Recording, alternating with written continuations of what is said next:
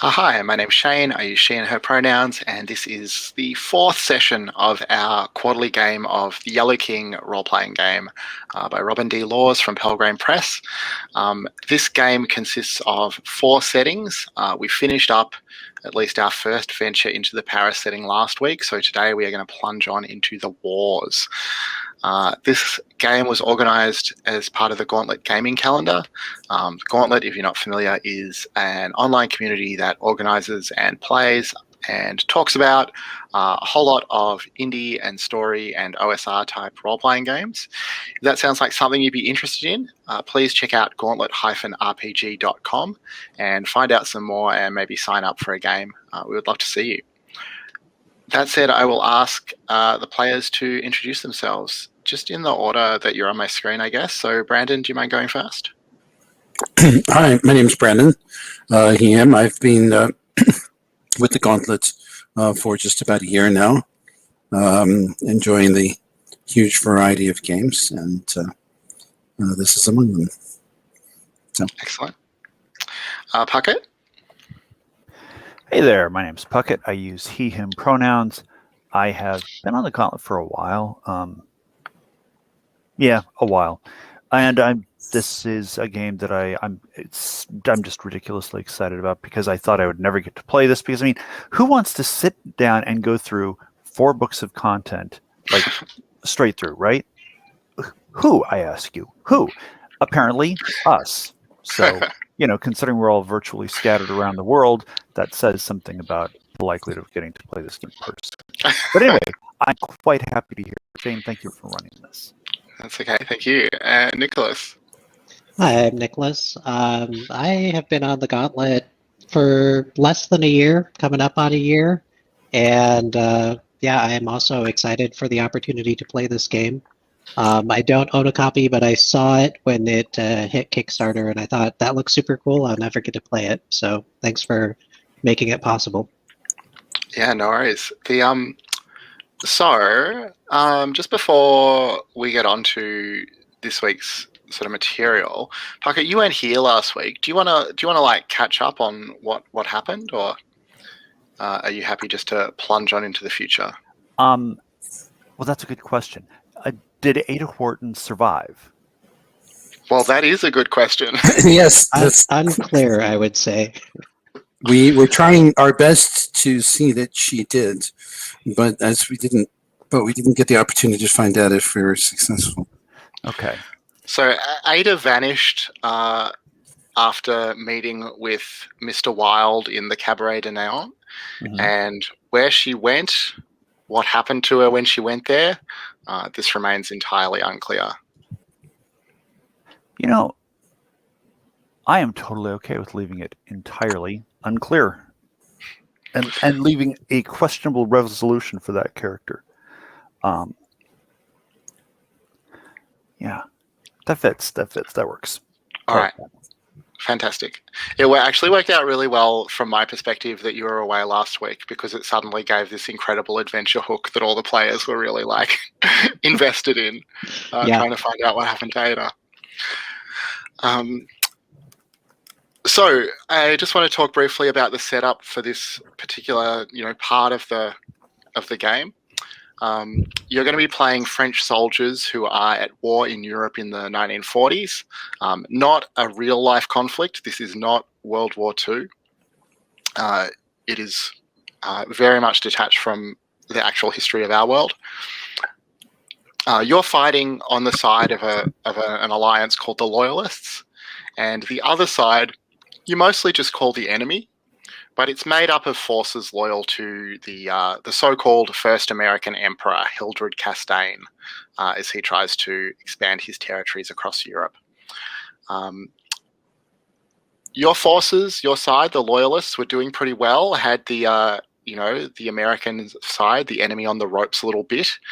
But recently, Russia unexpectedly betrayed the Loyalists and has really shifted the sort of balance of forces in the region. Germany has now fallen, and you are close to the front lines where you're trying to, or where your armies are trying to hold back the advancing enemy. The arms and armaments of this war are also not what they were in our world. You have ornate Art Nouveau decorations that cover your rifles and sidearms. You might think that the weapons would work better if all these strange flanges and filigrees were broken off, but for some inexplicable reason, any such field modifications leave them worse than before. Instead of planes and tanks, you see things like dragonflies and stalkers in the air and across the landscape. Earlier in the war, it was only the enemy that had these very strange machines, but your side has worked quite hard to sort of close that weirdness gap and been able to reverse engineer some of these. Well, are they machines? Are they perhaps somewhat magical sort of technologies? The other key difference from the real-world armies of the 1940s is that the French army you fight for is fully diverse and integrated. You can make whatever type of character you want. There's not going to be issues of, sexism, homophobia, racism, anything like that. Those just aren't going to be part of the forces that you fight for in this game. One last thing that I want to do, just in the context that we're shifting over to more of a war focus, is to revisit the list of lines and veils. Just encourage you to think about whether there's anything that you wouldn't have needed to make as a line or veil in Paris in the 1890s that might be a line or a veil for you, or an ask first type question for you in more of a war type setting. So just take a sec to look over the lines and veils in the character keeper, and if there is anything you want to add, go ahead and add that. One thing that I want to mention specifically is that I am thinking of basing one of the investigations around a prisoner of war camp. If anyone's uncomfortable with a prisoner of war camp as a setting, please let me know either verbally in the chat or as a line or veil, and I'm very happy to just go a different direction.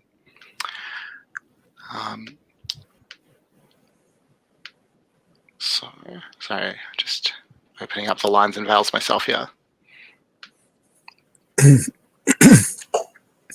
So we are French. Is the enemy to the west of us then? Oh, you're really going to test my knowledge of geography so early. Let's see. No. If it's an American empire, I'm just saying it's. So the American army per se has not attacked Europe. It's forces loyal to the Americans who are attacking from the east. Oh, okay. So it's very much like the Western Front then. Still. Yeah, I think that's pretty right. Okay, great. All right. So I think everyone's had a chance to look over the lines and veils. It seems like we're happy with that. Obviously, you're welcome to make. Oh, sorry. 1 second here. Yeah, sorry. So at this point in history, the Geneva Convention didn't exist. Mm-hmm. Do we want to have war crimes as a line or a veil to cover stuff like that? Or, because at this point, chemical weapons would still be considered in play, wouldn't they? If it's World War I, it certainly would be. I mean, I guess what I would say about that is anything like chemical weaponry or anything like that is going to be replaced in this game by something more like magic or something more like, weirdness or strangeness. But yeah, if you want to make war crimes a line or a veil, then please go ahead. Any of you.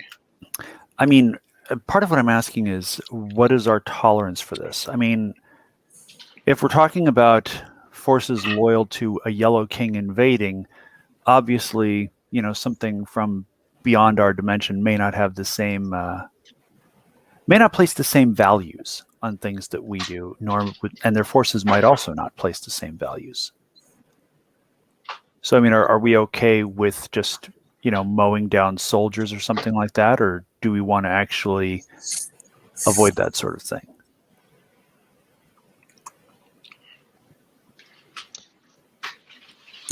Me personally, I don't have a problem with that. Okay. I don't have a problem with it either. This is war. Yeah. Awful things happen in war. So we're okay with, for example, with like the firebombing of Dresden or something like that as well. Mm-hmm. I'm fine with that. Yes. All right. All right. Well, that was a great question because you've convinced me that I am at least going to veil atrocities against civilians. I don't want that in the game. I mean, as the GM, I feel confident that that's not going to come up anyway. But unless you make it happen. I don't see that coming up. Yeah, and I kind of thought about the same thing, and I felt like the torture veil satisfied what I was looking for in Lines and Veils. Okay.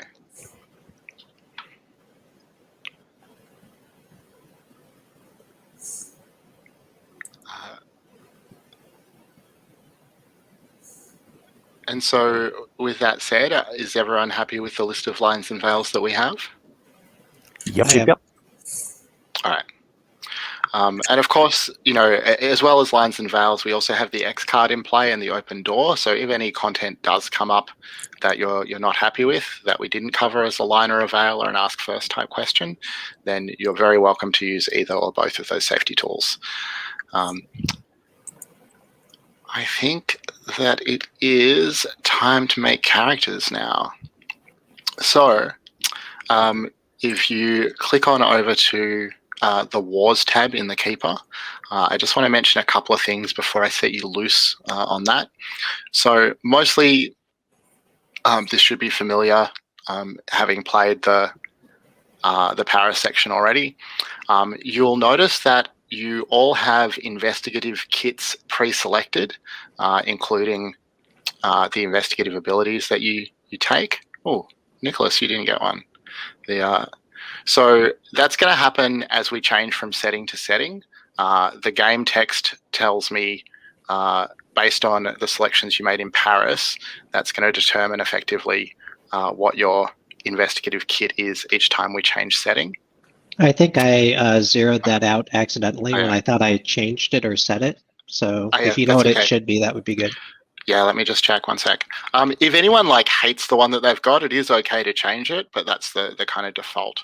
So Nicholas, you were the portrait painter, is that right? That is correct. All right, so yours is the merchant for the wars. Oh, cool.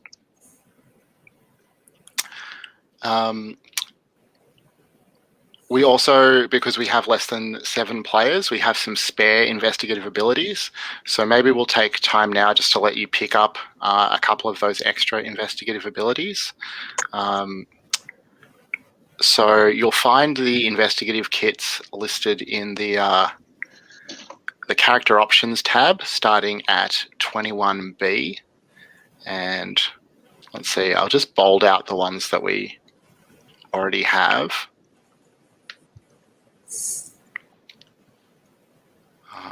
Can somebody just check for me what Matthew has as their kit?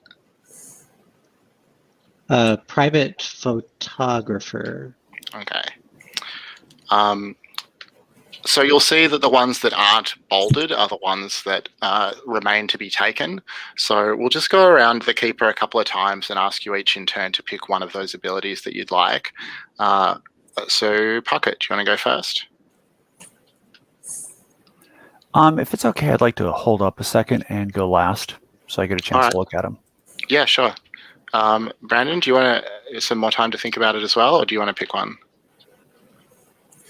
Let's see. So the merchant, the photographer, the sergeant, and the lieutenant have been taken, right? So that's right. I'll go with intuition. Great.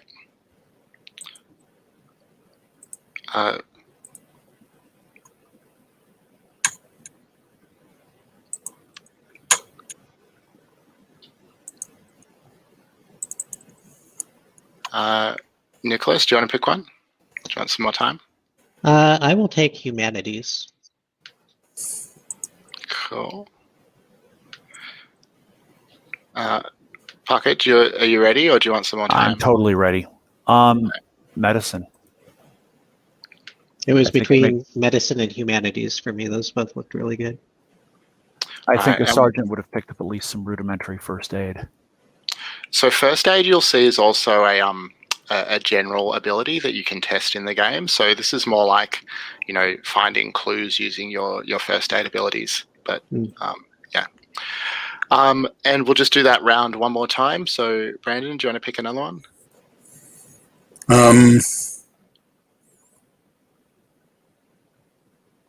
I'll take occultism. Nice. Nicholas? Science. And Bucket? Terrain. Oh, very nice. All right. So while we're on the character options tab, next thing you're going to pick is your general kit. So you'll see the names of the kits are listed down the left-hand side of that second sort of green grid. And then the abilities, the general abilities are listed across the top of that grid.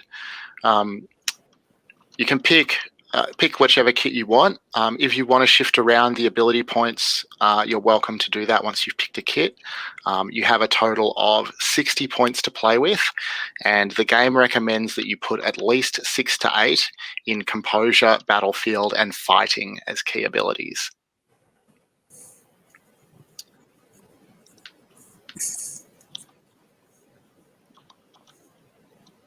What was that first one? Battlefield. Battlefield. So does it matter if we double up on these? No, everyone's going to have the same general abilities. Like, it's a standard list for everyone, and you all need, especially those key ones, you all need to have points in. All right, and there's the general kit.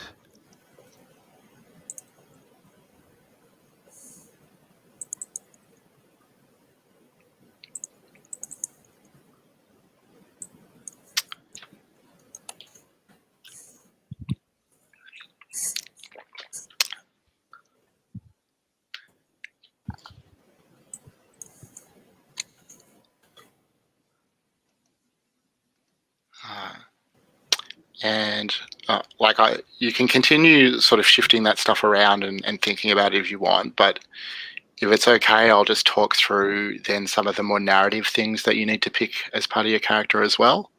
So you'll see under the general abilities in the Wars tab, you have a drive, a connection, and a damned peculiar thing. So drive, just like Paris, that's whatever character trait you have that compels you to continue to investigate these horrors as things go terribly wrong. That damn peculiar thing, just like your deuced peculiar thing in Paris, something weird or uncanny that you've seen recently or experienced recently that you haven't told anyone about. Connection is new. We didn't have connections in Paris. Connection is you're going to define a connection between your character you played in Paris and this character. That can be a literal or a metaphorical connection. It can be, a blood relation or a personal contact. It can be that you have the same drive. If you want a longer list of ideas and suggestions, they're in that PDF in the folder.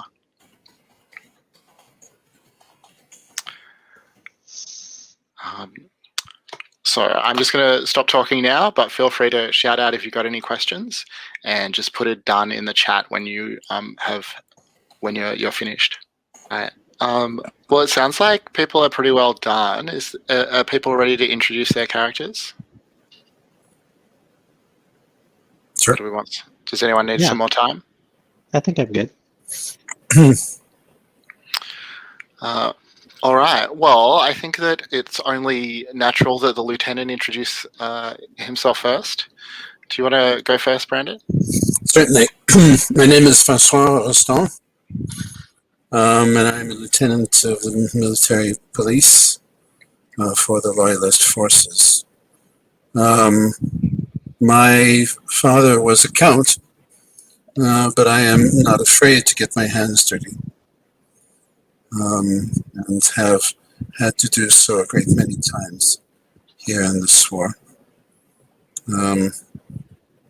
I have been a devoted student of the military arts since I first acquired my set of toy soldiers at the age of 8. And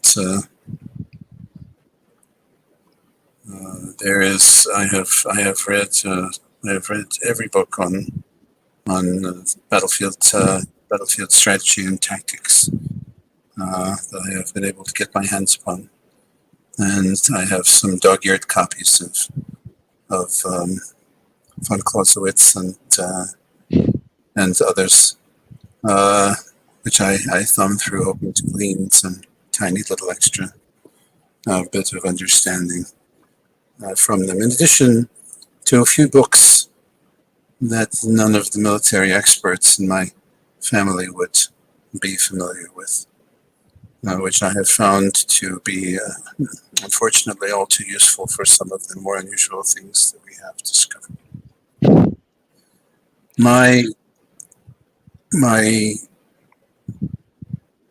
The reason that I am involved in such is that I owe it to the great fallen, to all those who have died in the war thus far. They have created for us a tremendous sense of responsibility to see that their deaths were not in vain.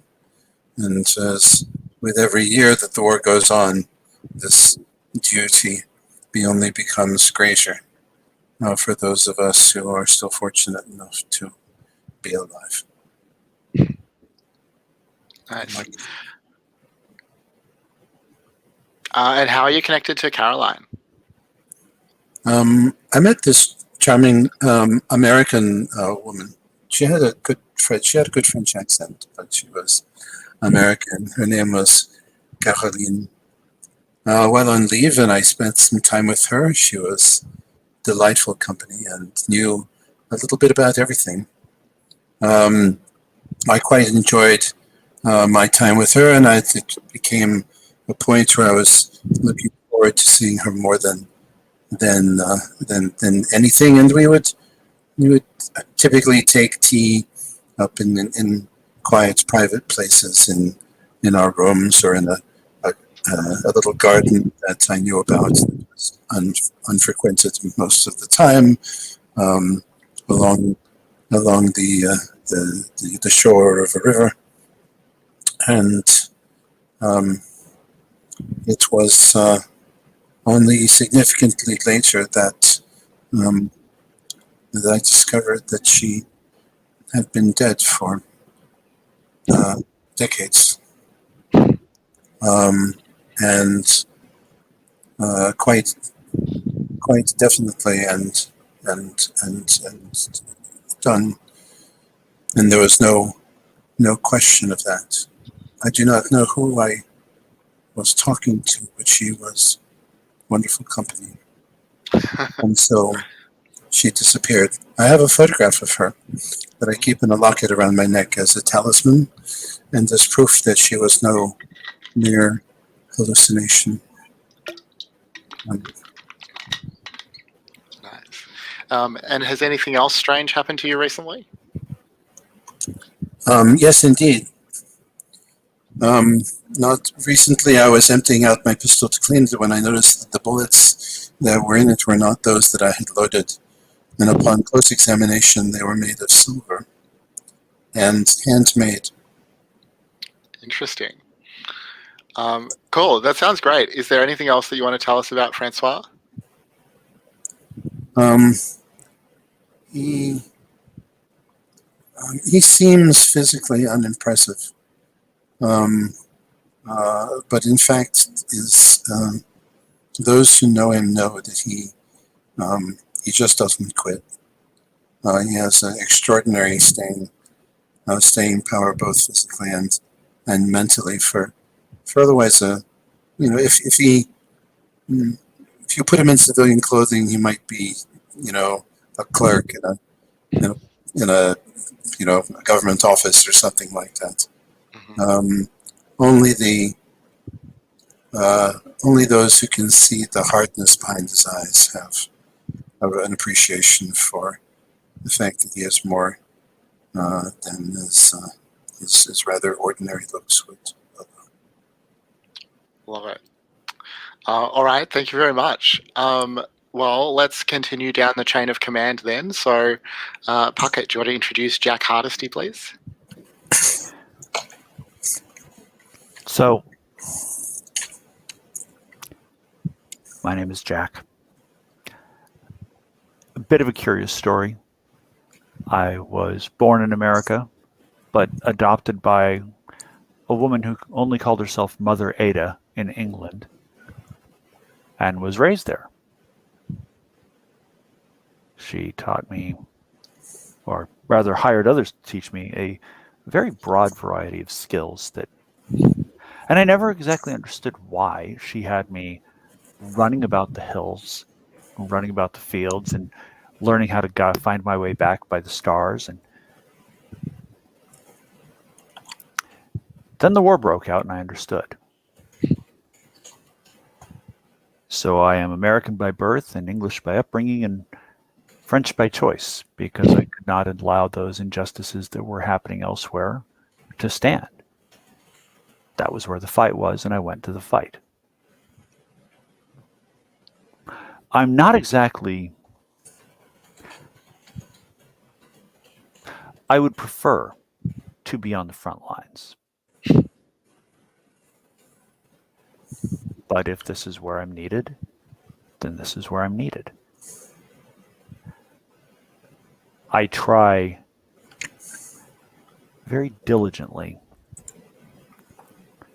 to carry out my duties with the utmost care and caution.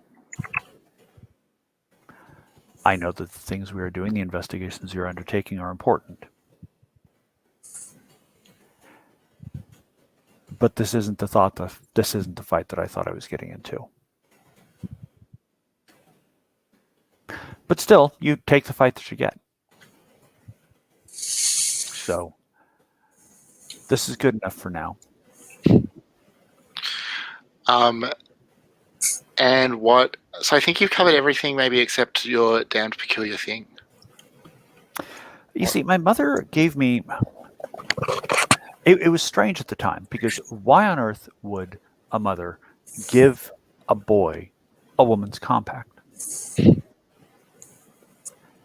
And she told me that if something ever seemed strange or curious or off, or it didn't feel right, I should turn my back to it and open up that compact and look in the mirror. A few nights ago in a bar, there was a gentleman there who seemed to be... I didn't like the cut of his jib. And I tried to do it so discreetly. I tried to do it discreetly, but I flipped open the compact and I looked over my shoulder, and the son of a bitch wasn't even there.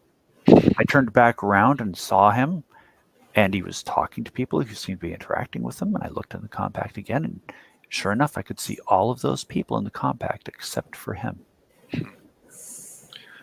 Was that the first time that you've used the compact in that way, or has this happened before? It may surprise you to hear that, generally speaking, I don't have much cause to open up a women's compact. But the situation seemed... It didn't seem worrisome, it just seemed off. I didn't detect danger or a threat, just something that wasn't right. Sure. And how old's Jack? I am in my...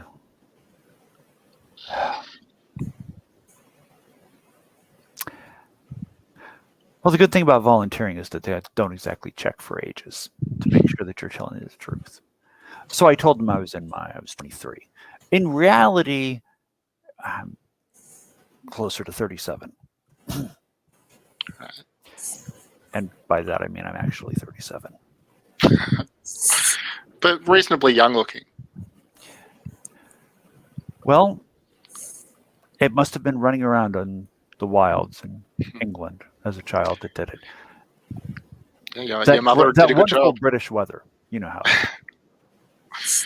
how. And I should ask Brandon the same thing. How old is Francois? Francois is in his 40s. He's prematurely gray. All right. Cool. And Packet, is there anything else that you want to tell us about Jack?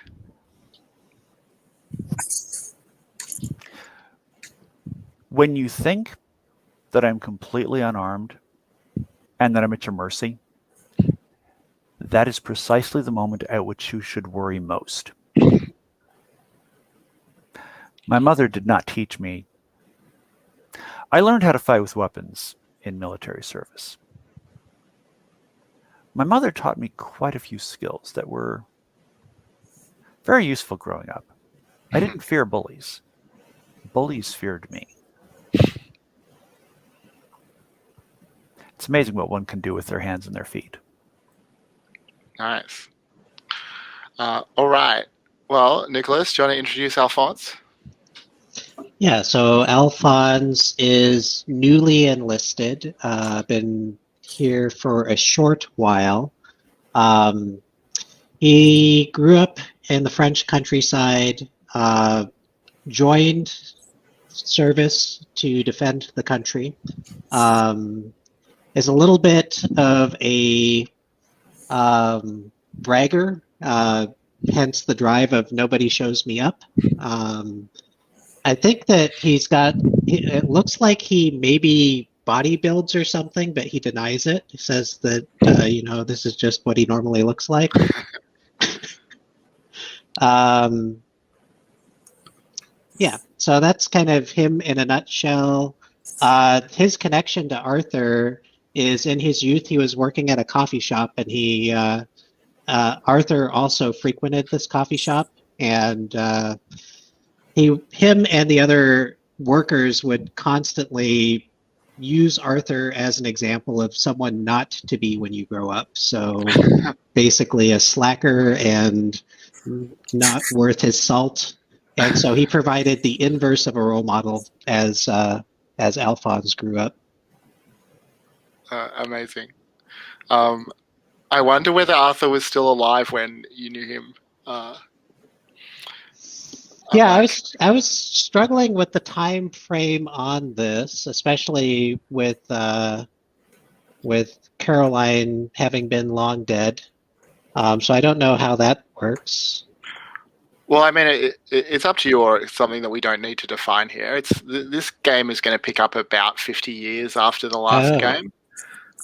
So it's definitely plausible that he was alive, an older guy.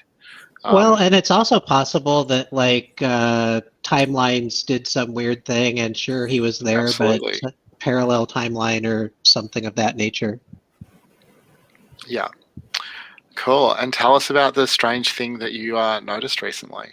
Yeah, so I think it was about 2 months ago. I was investigating a shooting on base and interrogating the shooter, and he was telling me about how he was the victim and that the person that he shot wasn't human and that he was going to swallow him whole. And when I went to check out the body in the morgue, they couldn't find the body. It was just an empty slab. Very peculiar. Very peculiar. All right. That sounds great. Is there anything else? So I assume that Alphonse is pretty young. Is that right? Yeah, whatever an appropriate enlisting age. So maybe 18 or something like that. Sure. Cool. All right. That sounds great. Is there anything else you want to tell us about Alphonse? No, I think that's good for now. All right. That sounds great. I'm excited about these characters. Let's take a quick break here, and we'll come back about 12 minutes past the hour and start the adventure. I'm back.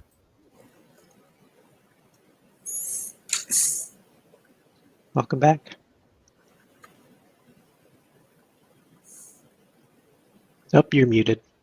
Yeah, thanks. All right, so that is all the character and sort of setup stuff that I think we need.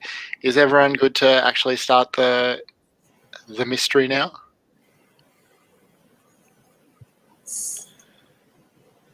All right. So, as we start, you're already on the march. You are traveling along the shore of an ash-choked river on your way to a specific location. Francois, you were briefed for this mission personally by the Division General, Emile Escudier. That's quite unusual in itself. He's probably the highest ranking officer that you have personally encountered in that way. He has given you a set of a mission packet that contains a set of sealed orders that you are to open on arrival at a particular set of coordinates. That's a relatively normal way for you to receive your orders.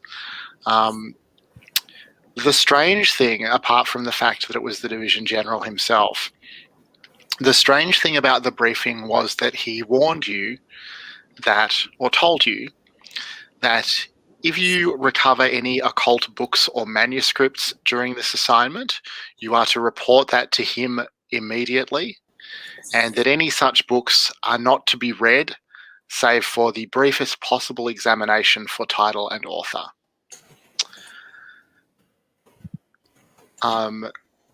You will have worked out that the coordinates will take you to a place just outside the village of Wharton, near the French border and the front lines. Alphonse, with your humanities ability, you recognize Wharton as the source of a famous folk tale about a witch who fell in love with the devil and tried to seduce him by writing a terrible play that would drive all of its readers mad. And is the conclusion of that part of the folk tale, or is it left kind of unresolved? Most versions of the folk tale end with the witch being slain by a local hero with a great sword.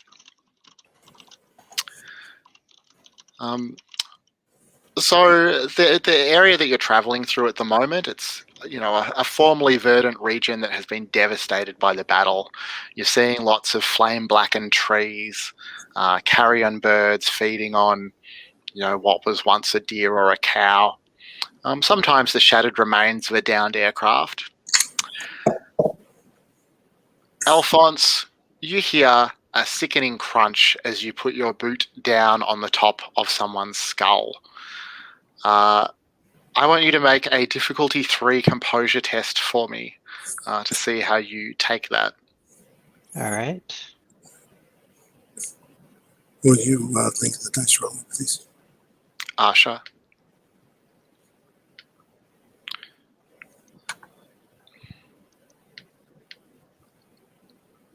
There you go.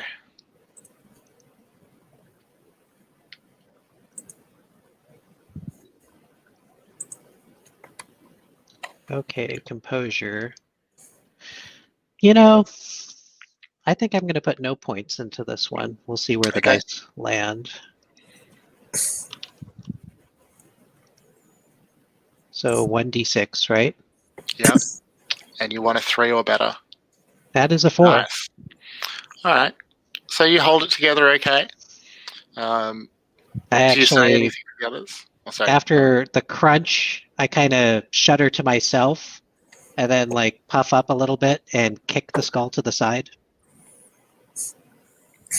Nice. Steady goes it. So it's not just the 3 of you who are out on this mission. You've been accompanied by reinforcements for a patrol group who are also set to rendezvous near your destination. And among those additional soldiers is a fresh-faced private named Luc Pascal. And all of you can tell that Luc is quite nervous, even by the standards of young recruits. And he's definitely, looking for some comfort. He's sort of been testing to see who might talk to him on this long march through such horrifying terrain. Do any of you sort of allow Luke to talk to you, or are you more focused, or how do you feel about him? I think Alphonse is looking for opportunities to boast. So he's going to become an eager ear to then start telling stories about times that he took care of situations and how none of this is a problem. a little too optimistic. Mm-hmm. Yeah, so I mean, Luke is what? He's the son of an impoverished labourer. His father, before he left for war, told him that he'd be lucky to survive a month. He's very scared. He's heard all kinds of things about odd phenomena on the battlefield. He had a terrible dream last night. He's just a sack of worries and neuroses. And half acknowledging it, but mostly talking about how, like, the antithesis of his monologue is Alphonse's monologue about how we're going to make it through this, and look at this team, we're incredible, and other positive statements. Nice. And So, yeah, totally ignore whatever he's saying about his dream. Not even going to listen to that. yeah, I mean, he'll take that. He'll take what he can get, I guess.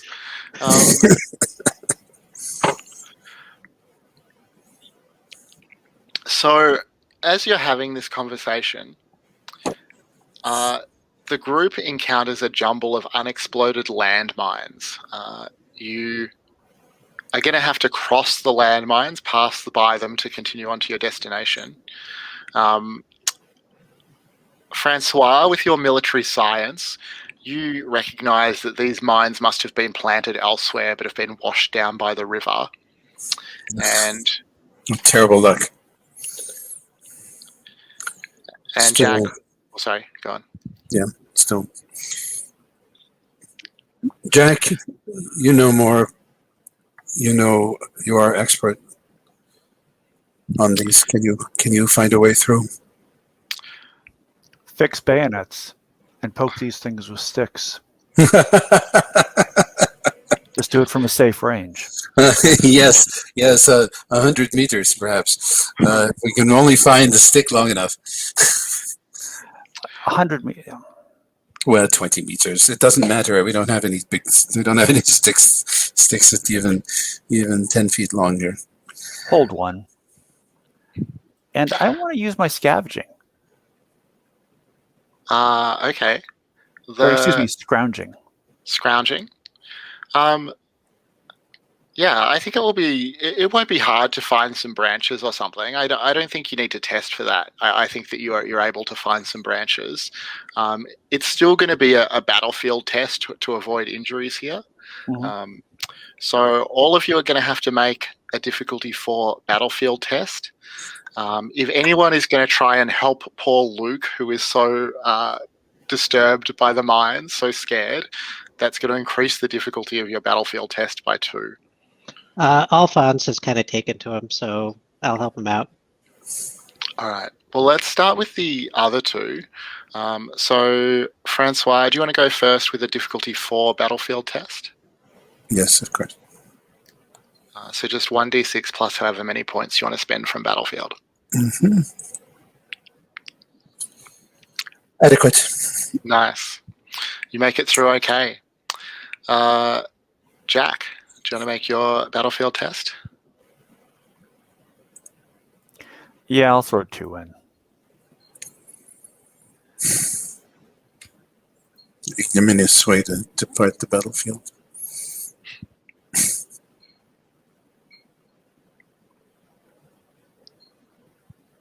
There's a 6. I didn't even need to.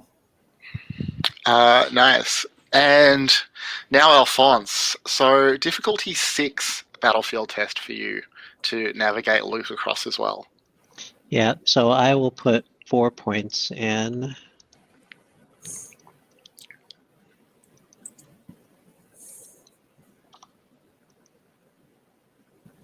Oh. Ooh.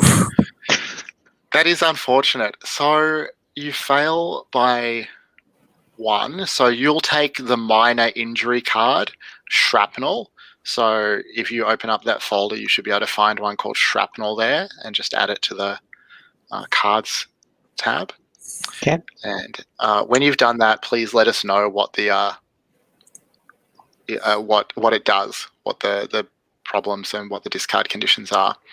That unfortunately means that Luke has also taken some shrapnel. Oh no. You've both made it across, but he is badly bleeding and screaming in some pain. Anyone want to try a first aid test to patch him up? We are none of us corpsmen, but I will try. All right, so it's a difficulty 4 per first aid test. And spend my point.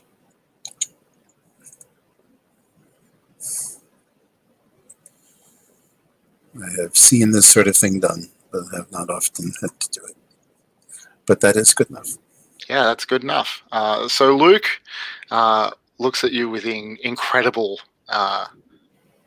gratitude. Thank you so much, Lieutenant. Hush now. You have to be brave now. You got unlucky. This happens, but luck evens out in the long run. Remember that. Mm-hmm. Yes, you're right.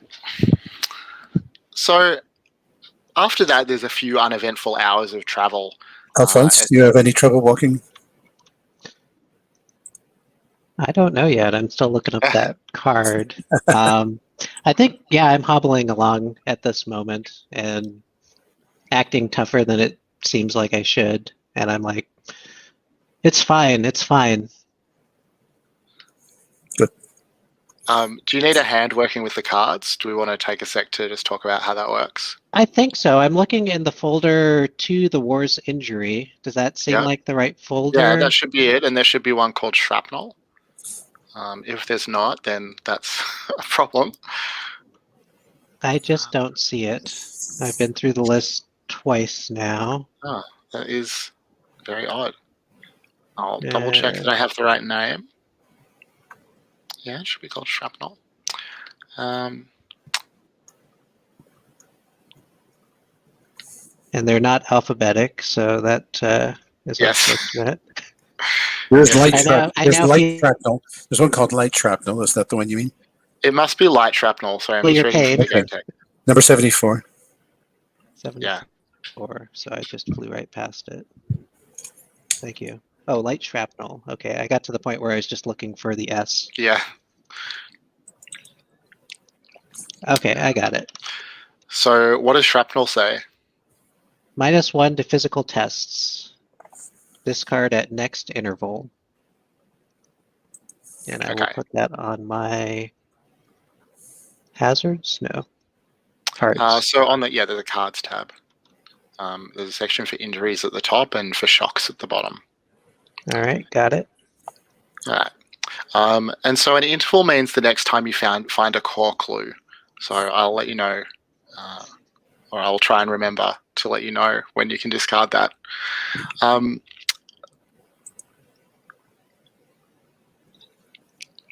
So yeah, a few hours of less eventful travel. Green returning to the trees, bomb craters growing less frequent. And the clearing around the riverbed opens up as you near the coordinates where the lieutenant is to unseal the envelope containing your orders. But you find that there are a couple of squads of French infantry there. Seem to be resting where the clearing meets the trees. They are sprawled under blankets. They're not sprawled under blankets. Sprawled under blankets at a discreet distance from the living lie the bodies of several soldiers. Francois, you immediately notice that there are no officers present, and you realize that probably means that one of the dead is the lieutenant.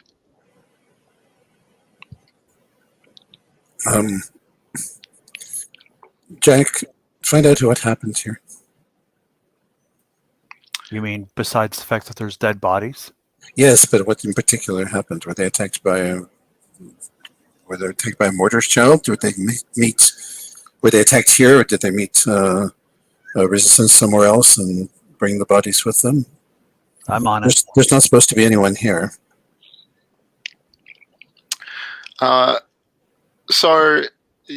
Jack, you'll recognize that one of them is a sergeant as well.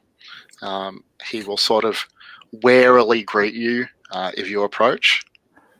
I will pull out a pack of cigarettes, kind of flick my wrist just so two ends pop out of the pack, kind of hold it out to him. He'll take one of your cigarettes. Thank you. So, my lieutenant sent me over here to ask you what happened. You know how lieutenants are. He nods and then sort of looks sadly to the bodies nearby. He says, look, the enemy's been hitting this area hard with bombers and strafing attacks from dragonflies. We got attacked by some enemy paratroopers. The old lieutenant who was killed. We're awaiting a new lieutenant and some other reinforcements that we're expecting. Lieutenant? Sergeant. Are you supposed to? Are these the reinforcements they're expecting? Or are these just supposed to go someplace else? I don't know, but this is where we are to look at our orders, so we shall. So,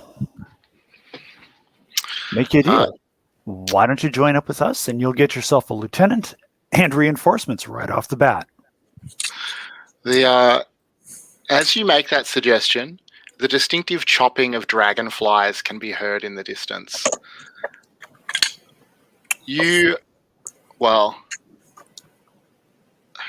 So Francois, if you want to spend a push for military science, you can tell whether these are French dragonflies or enemy dragonflies.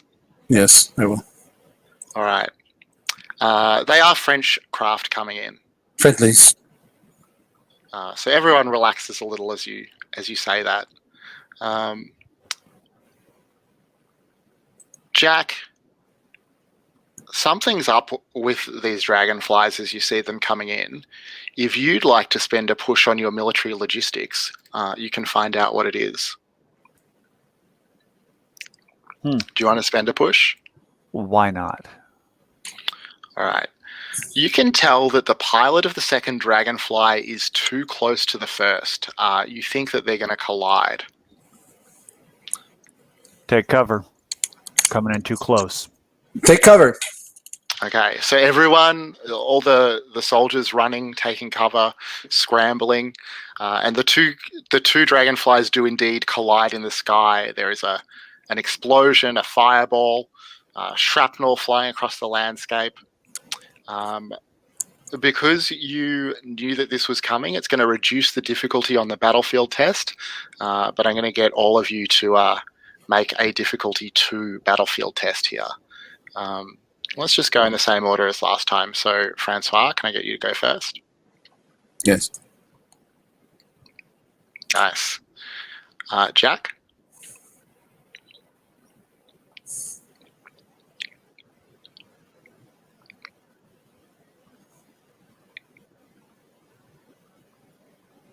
Oh, nice. I'm really glad I put that 1 point in.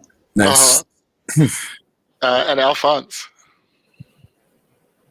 And would this count as a physical check?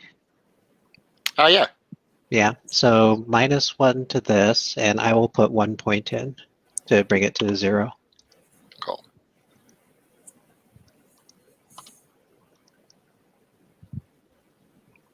Nice. So all of you escape injury. Some of the soldiers who were already here have been struck by the shrapnel. One is being killed. Certainly the pilots of both of those choppers, both of the dragonflies have probably been killed, although it's a little way off. All of you now are going to need to make a difficulty 4 composure test to see how well you cope with what you've just seen. Spin 2. Yes. Nice. Jack? Alrighty. I'm going to put 3 in.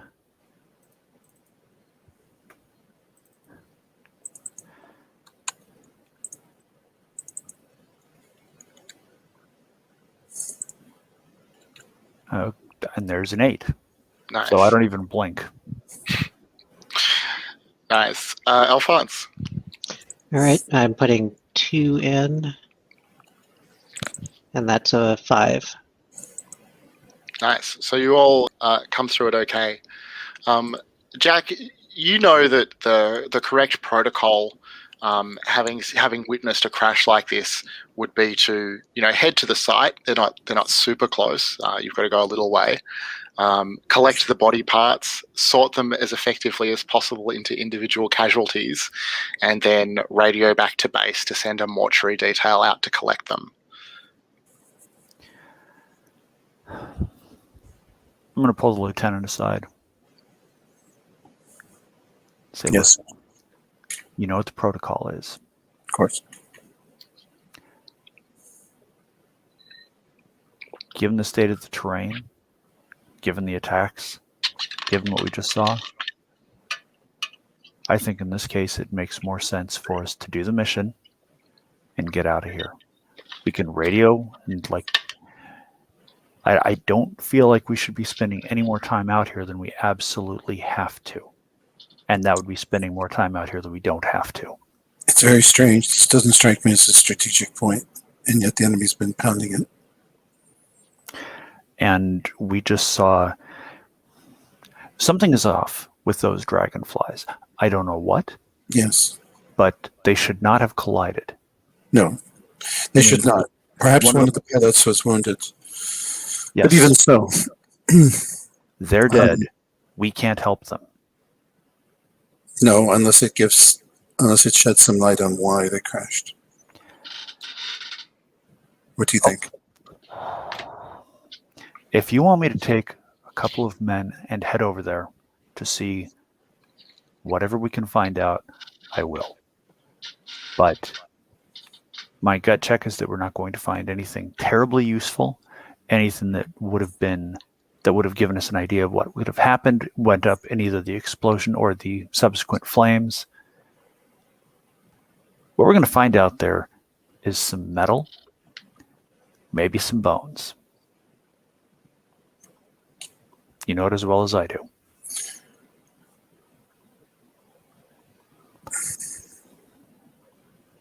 I don't disagree, but why were they coming here at all? Maybe one of them is the lieutenant that they're supposed to replace their lieutenant with. Possibly. I mean, if you, like I said, if you want, I'll go check it out. Let's see what the orders say. So you're opening up the orders? This is the coordinates, yes? Yeah. Or close enough. Yes. So you open them up. Your orders are to report to a prisoner of war camp just outside of the village of Gévaudan, and to report to a Dr. Barbeau for further instructions.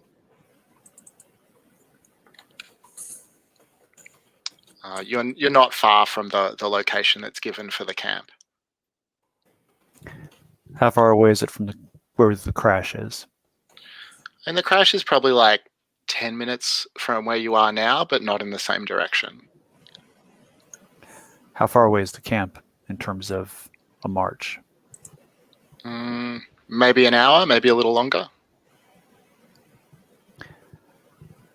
Sir, I can take a couple of men, head over there, check out the crash. Do that. Be careful. All right. And I'm going to look around, and I'm actually going to go back to the other sergeant. Mm-hmm. So you have any infiltrators with you? So sorry, as someone who knows very little about war type things, military type things, what do you mean by an infiltrator? Just a couple of people who are good at getting into places, scouting, getting out. So he looks around, he says, yeah, I have some men like that. Why do you ask? I can't tell you what our orders are. What I can tell you is that the protocol calls for going over there and investigating the crash.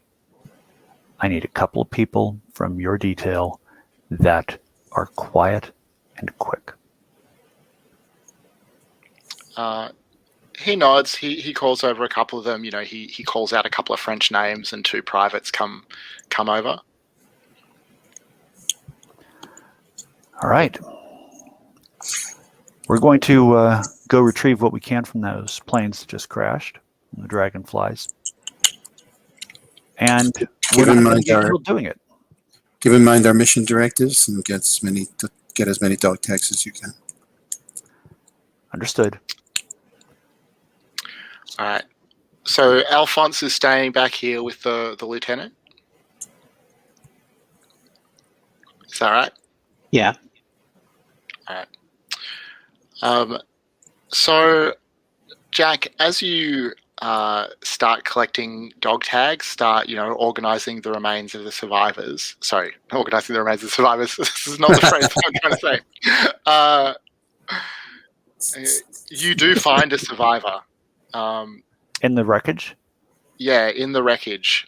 His left leg has been sheared clear off, and his right is badly damaged and clearly needs amputation below the knee. He's going to die without first aid. It seems that this has a mechanic that we don't have anywhere else, that you can spend 2 points from first aid to stabilize him rather than making a test.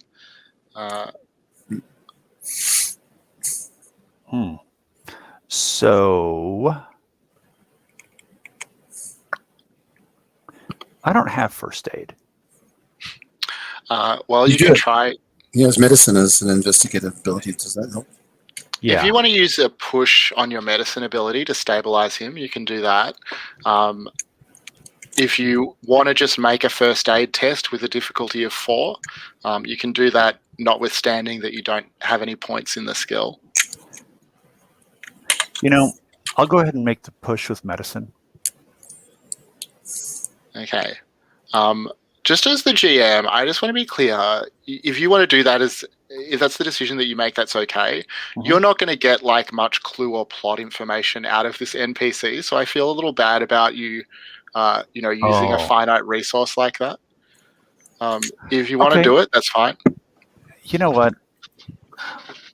Thanks for sharing that. I will go ahead and take that back, and I will just make the test. And you said that's difficulty 4? Yeah. Is there anything that I can spend in, is there anything else I can do to try to stabilize this person or save them, besides rolling a 4 or better? Preparedness test, perhaps, to have a medikit. Or scrounging to find something I could use as bandages, or... Yeah, I'm happy for you to make either of those 2 tests, preparedness or scrounging, and a difficulty 4, and we'll say that a success will reduce the difficulty by 1. Does that seem fair? Oh, why not? All right. So what are you doing? Are you looking in your kit, or are you scrounging around for something you can use? I mean, technically speaking, I could tear off some fabric from my uniform for tourniquets. Mm-hmm. So yeah, let's just go with scrounging. I'll go ahead and put 2 in.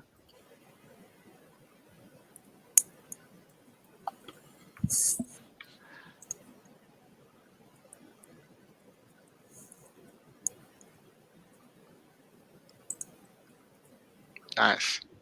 All right. So that is then a difficulty 3 first aid test to stabilize him. So we're not using that roll for the 4? Yeah, okay, sure. Okay. I don't mind spending the preparedness points. So. Yeah, okay. No, that makes sense. All right. So you stabilize him. Even in his stabilized condition, he's in no shape to be dragged up the mountainside and back. But you can see, with your terrain, you can see a perfect spot that you could stash him where he'll be safe until, a first aid detail can be sent out to retrieve him properly. Okay. So I can't like literally toss him into my rucksack and haul him up. Sadly, no. I can't C-3PO him. I don't know my Star Wars well enough to get the reference, I'm afraid. Okay. Yeah, so you said he doesn't really know much about what caused the crash or anything like that. Is that correct? No, that's right. So I'll simply say, I'm not sure if you're lucky or unlucky. Time will tell on that point. But we've got a little bit of a culvert here that we can put you in. You'll be safe. You'll be hidden. We'll leave you with a pistol. Hang in there. We'll be back soon. That or first aid detail will be out to pick you up. All right. He's not happy about it, but he accepts that. And, it takes a little while. The others, probably while you're attending to him, have finished the protocol. They've collected dog tags. They've, organized the remains for collection. And you're able to go back and meet up with the others. I'm going to make sure that I'm going to make sure that the remains are close enough to the survivor that they're, the retrieval detail is not going to have to go all over hell in creation, but far enough away so that, the poor bastard isn't sitting there smelling blood and, well, decay and death. Nice. So the adventure tells me now that I should ask you if you feel that your battlefield pools are depleted, because there is a rule in this setting for hunkering down that can replenish your battlefield. Do you want to use that? Do you want me to sort of talk through how that rule works? Or this might be a hell of a time for us, well, for me and the two soldiers who are with me to take a bit of a break, have a quick smoke break. Well, you can absolutely do that.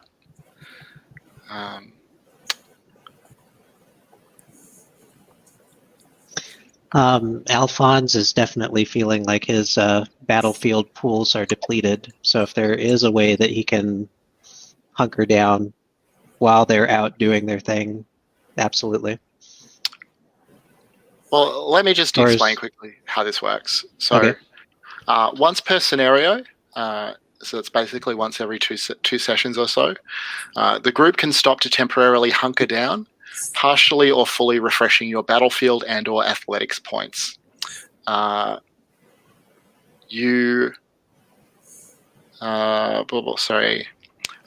character needs to make a difficulty 3 scrounging test for the group. The character who does that must have a rating of 1 or greater in scrounging. The difficulties will increase in especially dangerous territories, but I don't think that applies here. On a success, the scrounger finds a spot of relative safety where the group can rest and regroup, momentarily relaxing their constant vigilance. I will invite the player who makes the test to describe the spot, and each player, including the scrounger, refreshes a number of points equal to the margin of the test. So however many points you exceed the difficulty by. You get at least 1 point for the test if you meet the difficulty.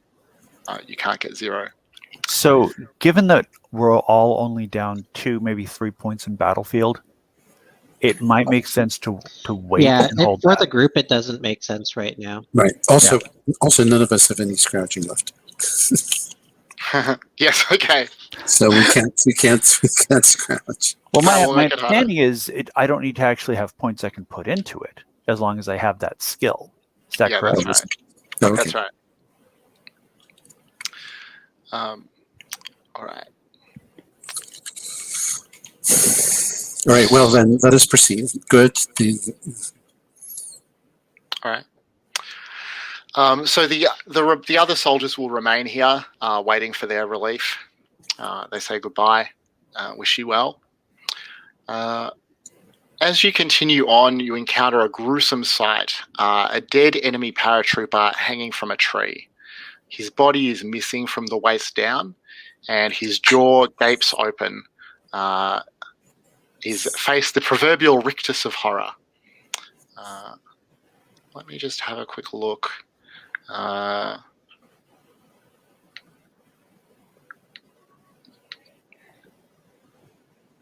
Jack, you think with your medicine investigative ability that he sustained those injuries before he died, or that those injuries are how he died. He bled out from them.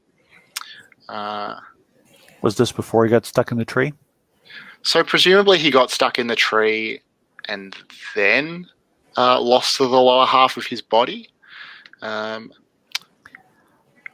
Lost the lower half of his body after getting stuck in a tree, you say? Wolves. Yeah. Alphonse, with your science, you definitely think that those are bite marks that you're seeing in the where the lower part of his body is missing. And seeing bite marks, can I ascertain like the size of the jaw that would have made those bite marks? Yeah, I mean, Nothing abnormal. It's not like it doesn't seem to be a giant creature or anything like that.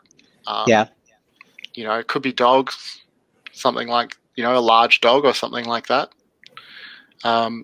You're all going to have to make a difficulty 3 composure test here. So I'll get the lieutenant to go first again.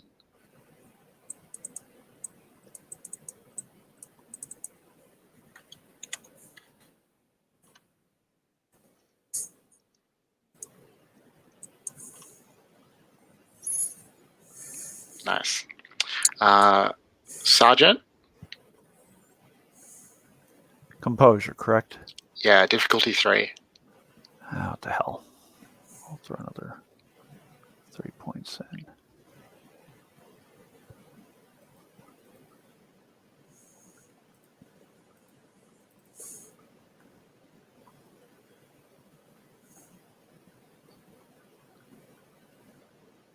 Nice. And Alphonse?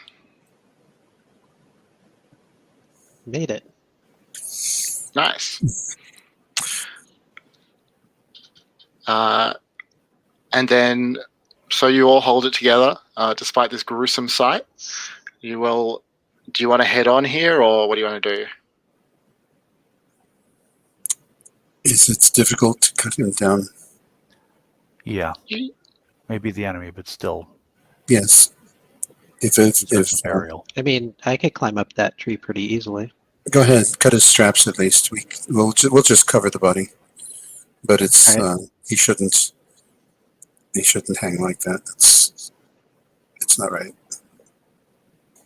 All right, so I climb up the tree, cut the straps. Yeah, it's easy enough to cut him down and then cover the body. While That's you're all doing we have. that, I'll pull a smoke out and start and light up.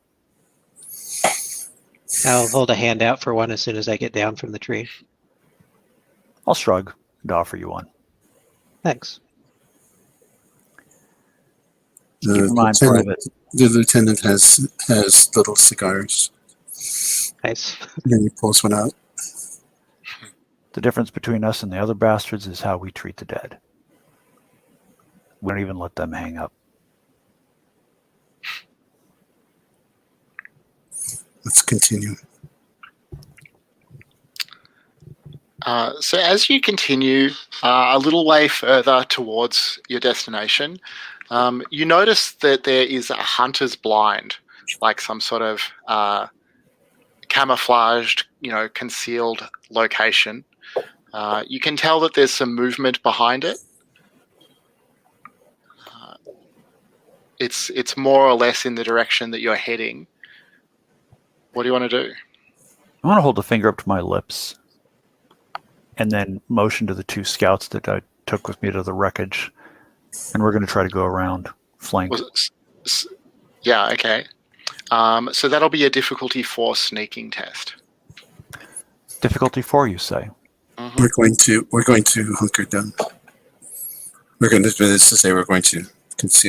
crouch down and conceal ourselves. Yeah. All right. I'm going to spend 3 points of composure there. Sorry, not composure. It's sneaking. Sneaking. Yeah.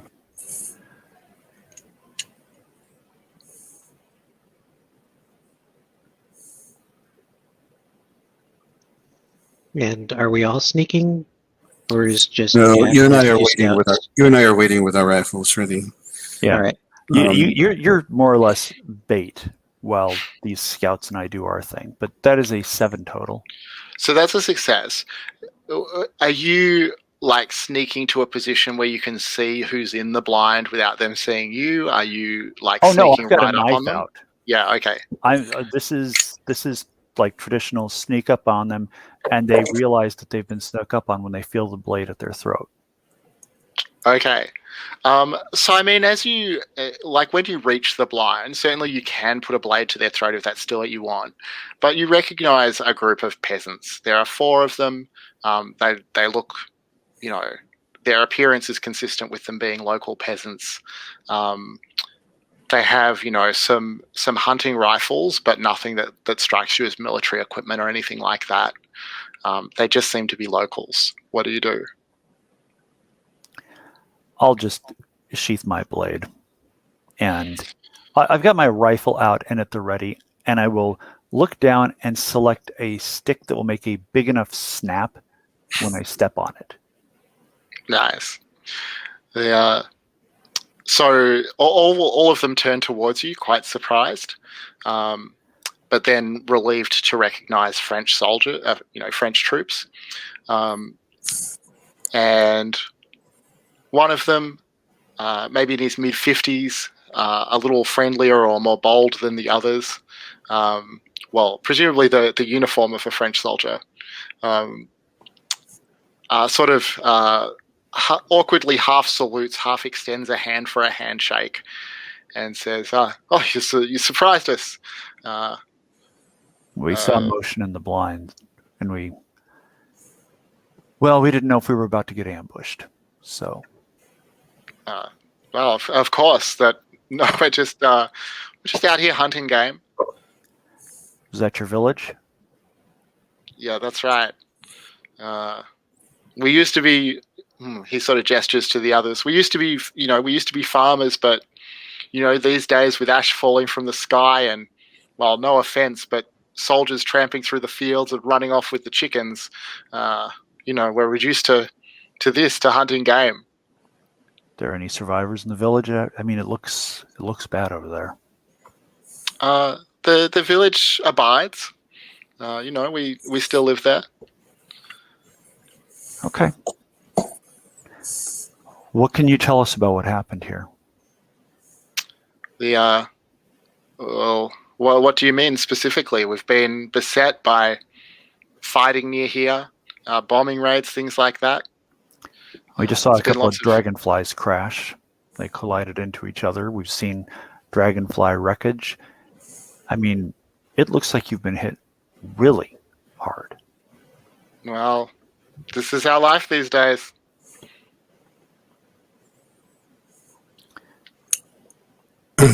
So why don't you come back and talk to the lieutenant?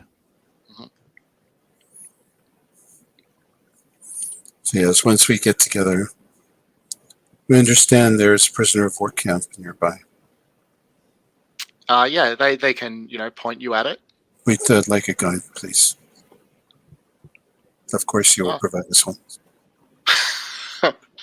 Well, of course we will. He I guess will introduce himself as Paul Chastel. He's happy to show you down to the camp. He sort of natters on. He's a talkative guy. Doesn't love having a prisoner of war camp so close, and worries that that's the reason that they've been under so much attack. But he's not sure that really makes sense. You'd know better than him. You're a lieutenant or whatever it is. Raids or paratroopers might make sense to rescue the prisoner of war camps, but aerial bombardment does not. They could kill the prisoners as easily as anyone else. Yeah, I guess that's right. Jack, with your medicine ability, what you notice about this guy, and when you think back the other peasants there, he's quite portly. He doesn't look in any way malnourished as you would expect from a villager close to the front who is having the kinds of farming problems that he describes. Yeah. I kind of try to catch the lieutenant's eyes and look at him. And just for grins, I'm going to turn like I'm just like checking the back to make sure that we're not being followed, and I'm going to flip open my compact. Have your companions seen you do this before? I don't think so. All right. Well, you don't notice. Everything looks in the compact as it did when you looked back just a second ago. Lieutenant, a word? Certainly. Yes, I'll Sergeant. get far enough away from... They're talking about how they can't grow any crops because of the ash and the war and soldiers going through the fields and how they're reduced to hunting game. Yes. Let me ask you, how do some farmers in this terrain hunt enough gain to be that stout? They don't. They're lying. They are. The What are question, they lying about?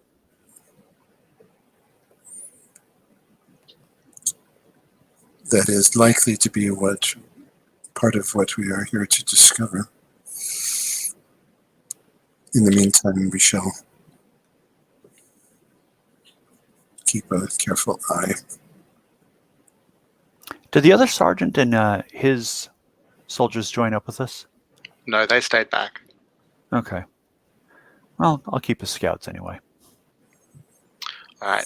So let's take our second break here, and we'll come back just about 10 minutes past the hour, Okay. and you'll find out more about your mission.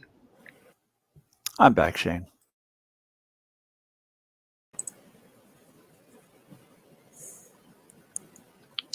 Sorry, I said thanks, Paco, but I was muted.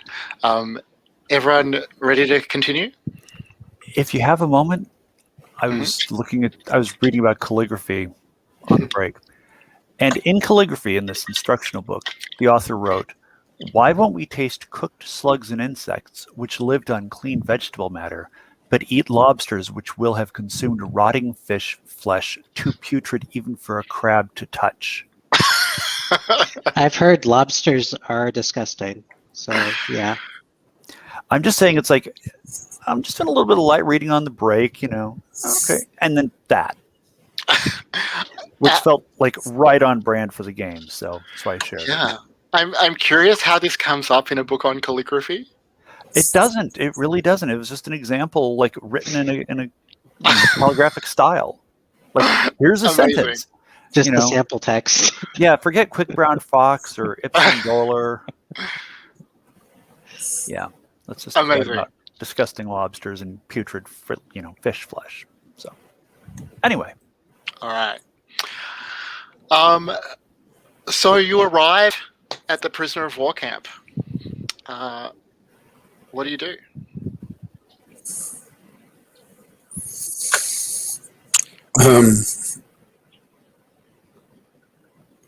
We ask after Dr. Barbeau. All right. So the guards at the sentries at the gate will, invite you in. They can take you to Dr. Barbeau. One of them says that he will go and report your arrival to the captain, and then they'll lead you towards Dr. Barbeau's office if that's what you want. Of course, that's what we want.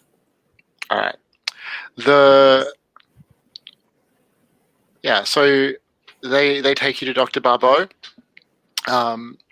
You find a man in his 60s, dressed like a doctor in a military institution. He sits behind a small desk. He's quite large framed. He invites you in. Is it the lieutenant who's meeting with Dr. Barbeau, or was everyone going to meet with Dr. Barbeau? This is a small enough group. I don't mind having everyone in. All right. There'll be a few seats around. You can all sit down.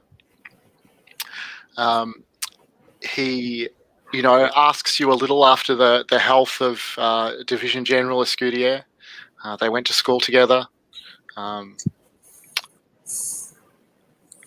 He seems well. I don't know him personally, but he seems to be bearing up under the strains of command reasonably well. Well, I am grateful to him for sending you here. The reason that I contacted the Division General is that a week ago, a group of our prisoners escaped. Not sure how they escaped, but it seems that someone who works here, someone on our side, must have aided them. And that's why you're here, to figure out who on this base aided the enemy to escape, and how and why, if it comes to that. Are there any limits on the techniques we can use to acquire this information? He looks a little shocked that you would ask. He says, well, I mean, you're the military police. You know better than I those protocols. No doubt many of the loyal servicemen on this base are completely innocent of any wrongdoing, and I would hate to see any of them harmed, but, well, I suppose you will do as you must. So make the omelet. Well, there's as few broken eggs as possible, I suppose.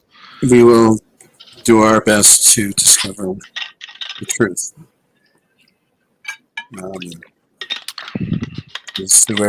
Whoever has assisted these to escape has committed an act of treason. You understand? That's right. I can tell you a little of the circumstances. We don't know so much. The prisoners escaped a week ago. They should have been in their dormitories. There was a routine check conducted at 7:04 p.m. and at that point they were all still present. There was a routine check just over an hour later at 8:11 p.m. and that was when the first of the missing prisoners was noticed. An alarm was sent up, and by 8:22 we had accounted for 6 missing prisoners. The rest still here. We're not sure exactly when they disappeared during that time. We have not been able to extract any useful information from the remaining prisoners. There was a message written on the dormitory wall above the bunks of 2 of the prisoners who escaped. He reaches into a desk drawer and he starts to take a photograph out. He says, this is a little disturbing, but I suppose you've seen worse. It was written in blood. And he slides the photo across the table where you can all see it. And you see that written in quite large bloody letters was the message, Ada Wharton has gone to sea, crossed the waves to rescue me. In a ship both tall and fine, she rounds the corner, marking time. Lieutenant, there was a word. Yes. Is there anything else? Well, I'm. He seems a little thrown that you've interrupted. I mean, only that there was no sign of the method by which they had escaped. No gate had been opened that we could determine. No lock had been, interfered with. There was no signs of tunneling or of any other means of egress. And this is what leads me to conclude that someone here must have assisted them. That's all that he has to say if you don't have any questions. But I'm sorry, go ahead. I was going to say, you notice 2 things about the doctor himself. One is that he smells quite bad, a little body odor, but also smells of oil and gasoline. And there is a subtle rustling noise as he moves. You're not quite sure what it is.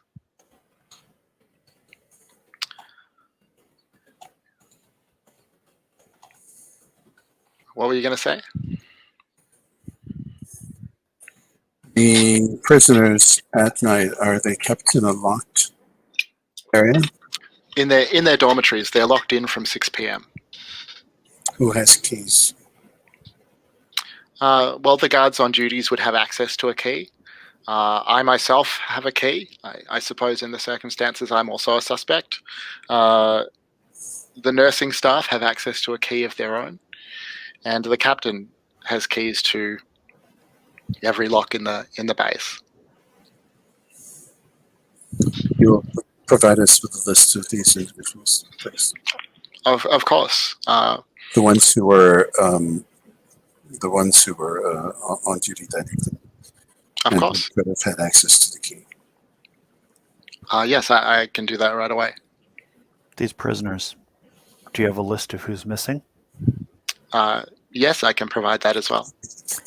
Do you happen to know what their specialties were, what they did?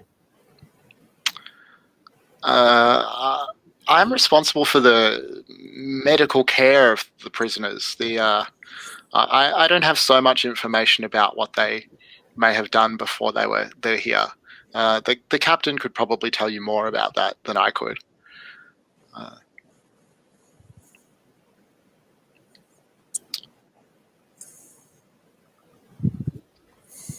Is there anything else that I can assist you with now? Do you have any other duties besides your duties as medical officer? He says no, he does not. Alphonse, you recognize that he's not telling the whole truth there with your assess honesty.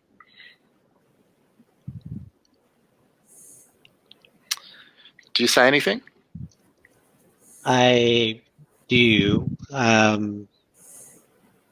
wait until Francisco and the doctor are done before I tell him that I'm certain that that man is lying about his other duties. Okay, so you're going to wait until you finish the meeting with the doctor and then let the lieutenant know. Yeah, I don't think it's appropriate to interrupt a doctor and a commanding officer. Sure.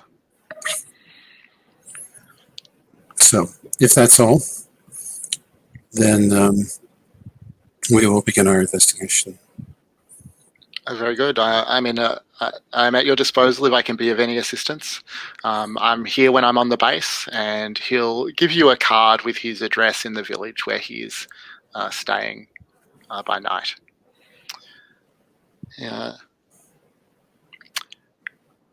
And then you all have the opportunity to talk privately outside.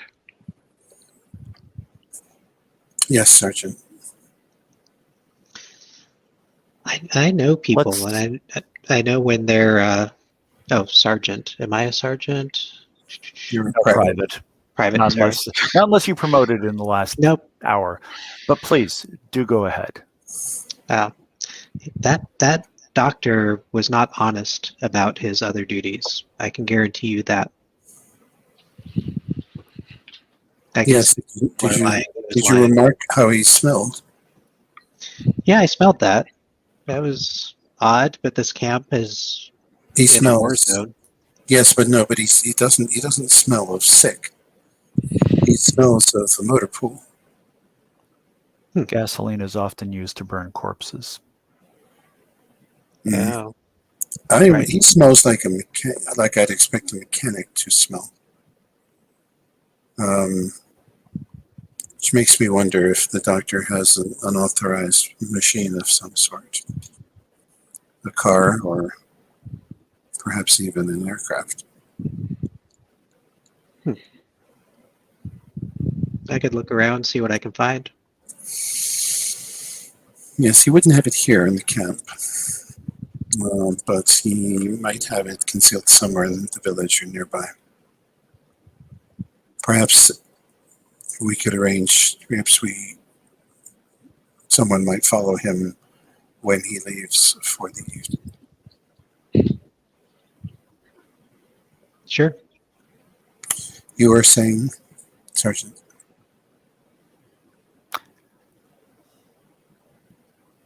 That's an ears-only discussion, sir. As you will. Private as you are. Yes, sir. And as we walk off, I'll start pulling a cigarette out of the pack, and you can see my hands are shaking, which is probably the first time you've seen anything like that.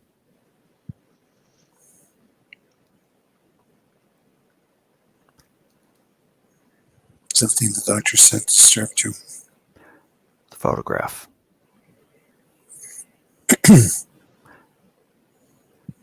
Sir, Ada Wharton was my adoptive mother.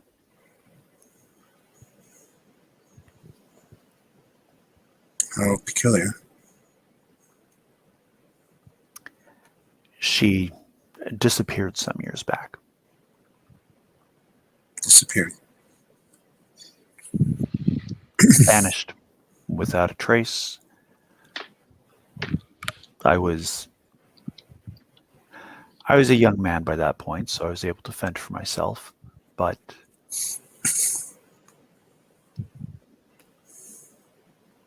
vanished in the night. No telling where she had gone, no sign of departure, no tickets, no stubs, no footprints, no luggage. The only thing that I could prove, that I could point to prove that she had ever been there, was a missing dress.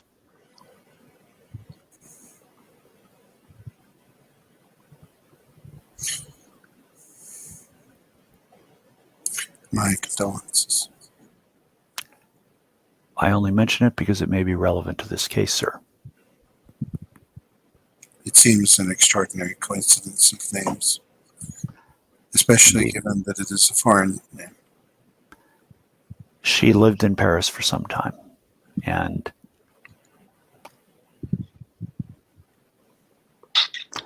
apparently I grew up in her hometown and was orphaned at a very young age, and she apparently heard about this and sent for me. I was raised in England. I came here to fight when I realized what was going on, but she had been disappeared for a few years by that point.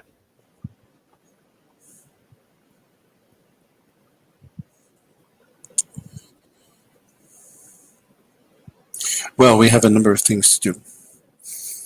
I will call Alphonse back. We have a number of things to do. We have all the people on this list to interrogate. We have our doctor to investigate. And I'm sure other things will occur to us as after we have begun those things. So the doctor will provide you with a list of the 6 missing prisoners and a list of the personnel who should have had access to keys. He can't exclude that someone else had obtained a key somehow on the night and at the time that the prisoners went missing. So that starts with Captain Ducasse, the ranking officer in the camp. It includes himself, a nurse named Sicard, and a sergeant and 2 privates. Do you want to conduct these interrogations, or maybe interrogation isn't the word, but do you want to question them together? Do you want to split them up? How do you want to approach it? We'll split them up, and we don't have to all do it together for expeditious sake. But as I say, when the doctor leaves for, I'll ask the doctor when he is, what his hours are. Yeah, so he says that he'll leave in the early evening, and I guess it's like early afternoon now, so you've got a few hours before it's time for him to go. So yes, we'll divide up the thing and have take a statement from each of these people. Mhm. You have access to the key. Was it upon your person? Are you certain? Have you ever given the key to anyone else? et cetera, et cetera. The ordinary. Okay. We are police. We know how to ask Yeah. these questions. Yeah. So none of them are able to give you any information that is directly useful in the sense of, identifying a spot where a key might have gone missing. None of them strike you as, being dishonest in those answers about the key. It doesn't seem to you that any of them knows anything per se about the key. One entrance and exit from their barracks or wherever they were staying. Yeah, the dormitories where they're kept are dormitories. locked at night. There's only one way in or out. Were the guards on duty between 7:04 and 8:22? The door was not left unattended. So the door is not attended overnight, 24 hours. Okay. There are a number of dormitories that house prisoners, and there's a patrol on the hour to make sure that all the once they're locked in for the night, there's a patrol on the hour to make sure that they're all accounted for. During the day, the prisoners are put to various labouring tasks for the most part. Okay. Does anyone? We ask anyone if they have any understanding as to how these prisoners may have gone away. If they know anything about this, does this message mean anything to them? The fact that it was written in blood, is there any suspicion, etc. And we're asking these questions as much as to get people talking, and to see whether anyone is evasive or inconsistent in their answers. Yeah, so I guess there's a couple of things that you sort of notice on that front. So again, you don't get anything that's like directly useful from the specific questions that you're asking, but you certainly notice like a significant level of resentment from the captain. It could be that is just his resentment at having, outsiders on his base, it being the subject of interrogation, but you suspect there's more to it. That's the sense that you get. You also learn that there is a prisoner on the base who they call Prisoner X. They call him this because he speaks a language that nobody has been able to identify. It sounds European, maybe Eastern European. They've had a linguist attend, and the linguist was unable to identify the language. He seems to be in good health. The nurse certainly seems to think that he's in good health, that he seems surprisingly mentally well for someone who's been completely unable to communicate with any of the people around him for some months. But nobody's been able to identify where he came from or why he speaks such a strange tongue. Was he just found in the area? I mean, the rest of these are enemy combatants, yes? Yeah, he was wearing the uniform of the enemy. But not speaking any language. Not speaking any known language. None of the other prisoners have been able to... None of the other prisoners seem to know him when he was brought in.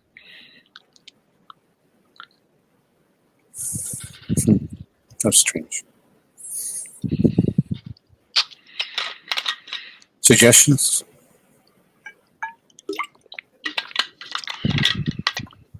I can spend some time in a room with him.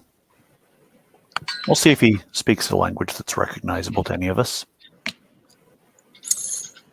I do not like the captain's attitude very much, and I think we have reason to search his office.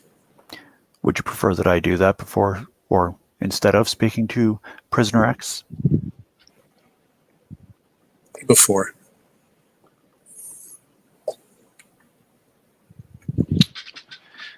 And how would you approach searching his office? Do you want him to know that you're doing it, or do you want to wait until he's absent? Or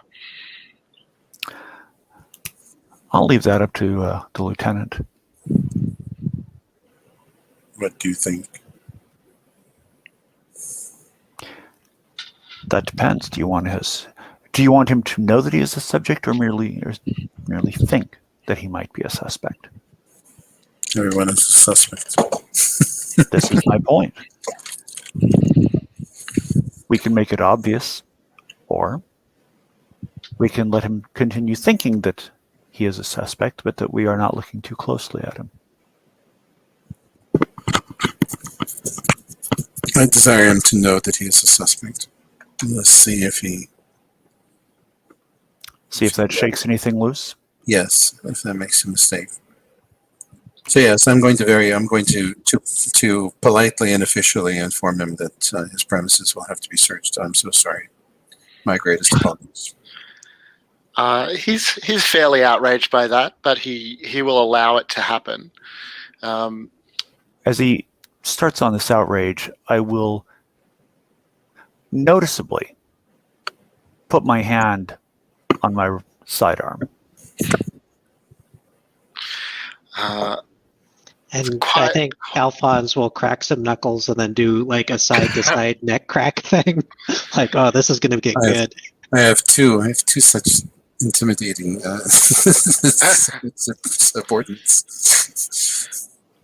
Oh, it's quite unnecessary.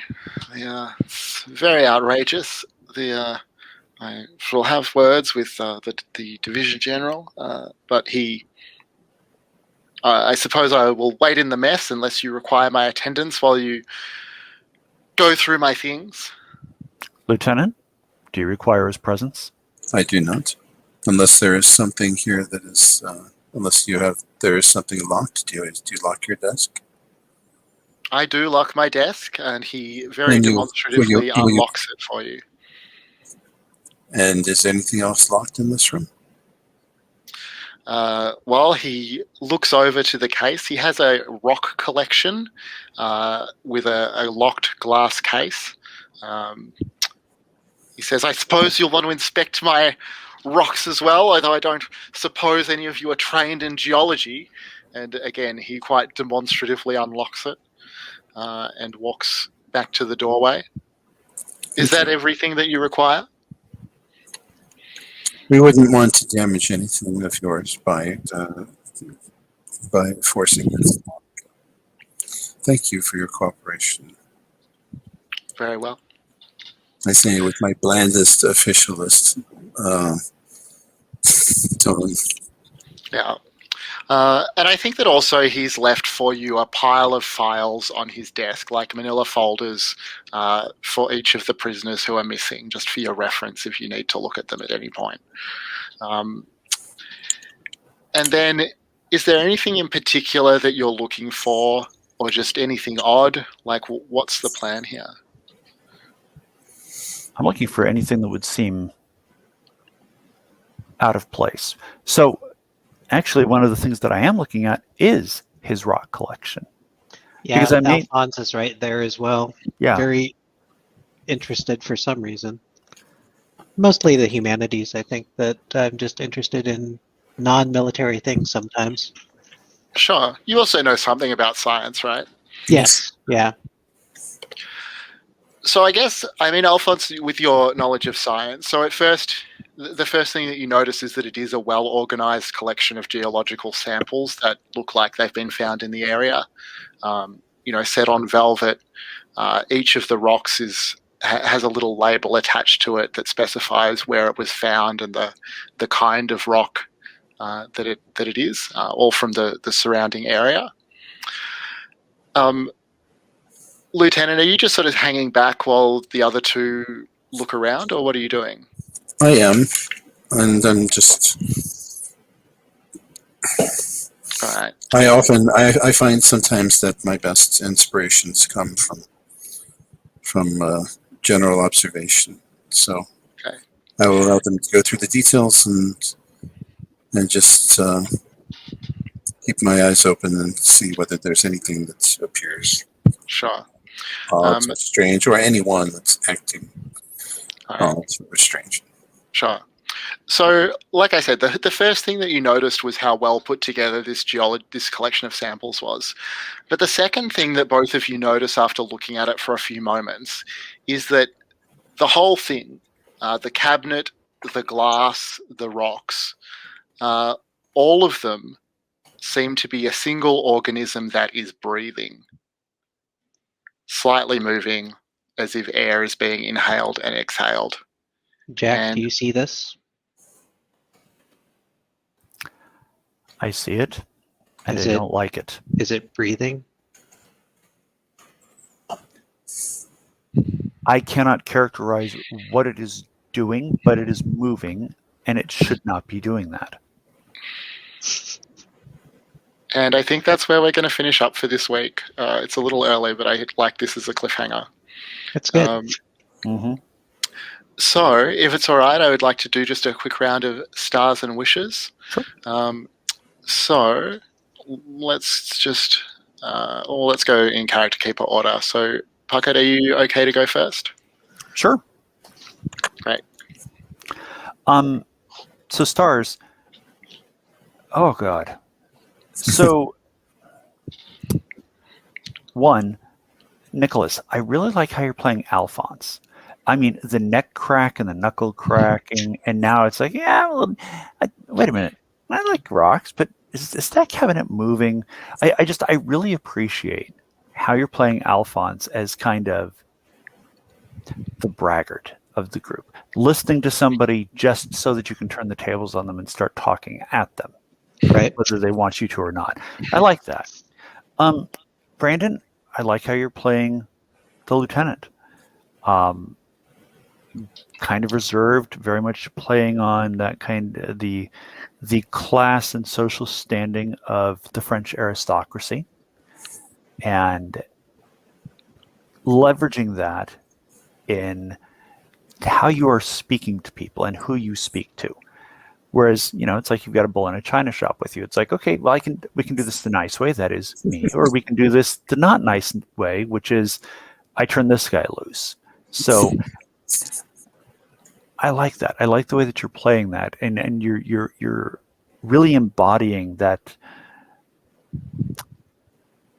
What is it? Noblesse oblige? Something I don't speak French. One of the many languages I don't speak. So anyway, I appreciate how you are playing that. And Shane, this is weird as hell. Planes crashing into each other, stout people in the middle of a war zone who look like they're eating quite well, even though there's not really any food to be seen. Now we're in this prison camp, and you threw in that Ada Wharton rhyme, and a breathing cabinet. Really? Okay. So it's going to be one of those series. Okay, I got it. Okay, go ahead. Do you want to do wishes as well, or just? Yes, please. Okay. I want to find out why the hell that cabinet's breathing, and I want to find out why the hell these people are writing, rhymes in blood on the wall about Jack's adopted mother. I want to see Nicholas get a chance to crack somebody. You're cracking those knuckles. This is a Chekhov's gun moment. If you're going to crack the knuckles like you need to punch somebody better get punched. And I'm looking forward to seeing how wealth and status and connections play into things with the lieutenant. Especially with the captain saying, well, I'm going to speak to so-and-so about this. I'm curious to see who's more connected. Interesting.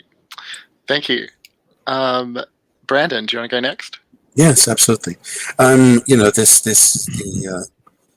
just getting to know the characters here, but I'm liking everyone here, and I think they complement each other's sort of stances well. I do want to see Alphonse rough somebody up. That's everyone wants to see that, I think. Everyone wants to see. Well, he's big muscular guy. I like Alphonse's need to impress, and I like Jack's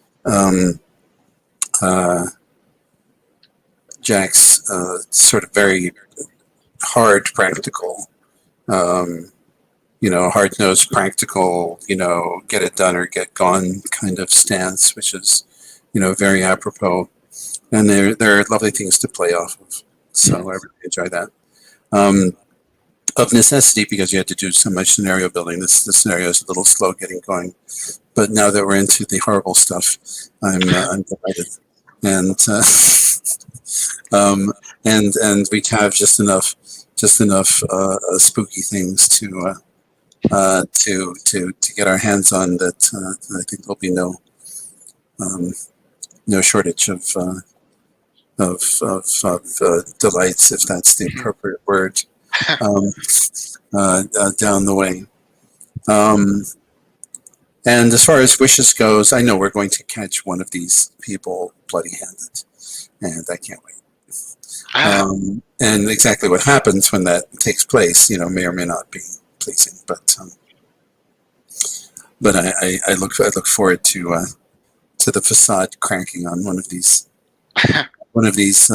people who are trying desperately to appear normal and uninvolved.